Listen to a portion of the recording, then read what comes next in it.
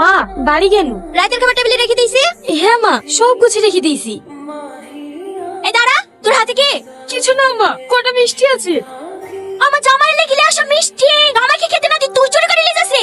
না না মা, আমি চুরি করিনি। ভাই মিষ্টি খাই না তো, তাহলে পল্লবী ফেলে দিতে বললো। কি এত করে মিথ্যে কথা? চোর কোথাকার? সেদিন 5 থেকে 2000 টাকা খুঁজে পাইনি, আমি ভাবনা হারিয়ে গেছি। এখন তুই 6 টাকাটা তুই চুরি করিস। তোর মা এক চোর, চোরের অপবাদে বিষ খেয়ে মরিছে। আর তো মেয়ে তুই আবার কেমন হবি? দেখো, আমার মায়ের নামে অপবাদ দিবা না।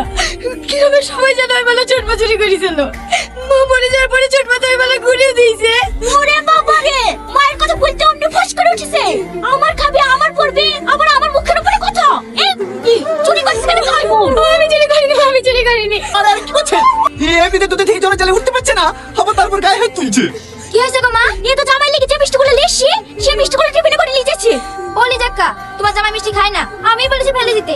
ফেলে দিলে তো কুকুরেই খাতো, ওরা লিখে খাক্কা। জামাই মিষ্টি খায় না, চালি যা। ফেলে ওদের মিষ্টি। দিনের পর দিন এত অপমান হোক, এত অত্যাচার করে, তাও তুমি এখানে কিসের লেগে পড়ে থাকো? চলো, এবার তো তোমাকে থাকতে হবে না, আমি আর এবার কাজ করবো না।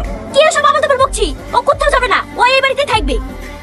ভুলে যায় না, ও আমার স্ত্রী। ওকে আমি যেখানে নিয়ে যাবো ওকে সেখানে যেতে হবে। দরকার আবার ওকে ভিক্ষি করে খাওয়াবো, তা আপনাদের এই নরকা থাকতে দেবো না। চলো সালমা। সালমা, সালমা, যাসনি সালমা, যাসনি। সালমা, এইভাবে রাগ করে চলে আসলা, এবার কি করবা?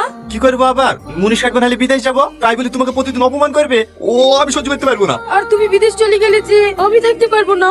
তাহলে গ্রামে মুনিশ কাটবো। থাক, তোমাকে মুনিশ কাটতে হবে না। এই লাও ধরো, এই দুটো বন্দুক দিয়ে তুমি যে কোনো একটা ব্যবসা শুরু করো গা। না না, এ বালা আমি দিতে পারবো না। এটা তো তোমার মায়ের শেষ স্মৃতি, যদি আমি বন্দুকটি ছাড়াতে না পারি। সে বিশ্বাস আমার আছে। আর যদি না পারো ঝাড়াবা না, তুমি তো রান্না করতে ভালোই পারো, একটা খাবারের দোকান দাও। ঠিক আছে। কিছু মনে করো না বাপ, সব জমি বিক্রি করিও 45 লাখ টাকার বেশি হলো না। ঠিক আছে মা, ও কোনো ব্যাপার না, বাকিটা আমি ম্যানেজ করে নেবো। হ্যাঁ ঠিক আছে বাপ।